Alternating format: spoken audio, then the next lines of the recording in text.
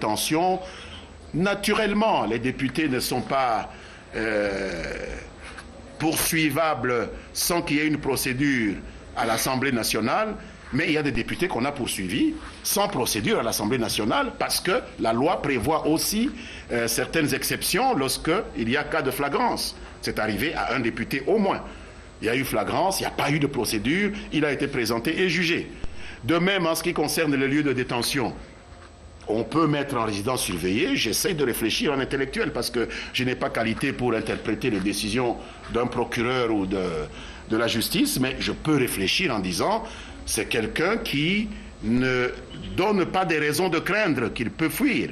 Or, nous savons ce qui est arrivé à ce député. Il a disparu pendant au moins 3, 4, 5, 6 mois ici, de son fait. Et il a prétendu que c'est les autorités qui l'avaient fait disparaître alors que lui-même fuyait justement la justice. Il a été appréhendé au beach de Ngobila en train de fuir.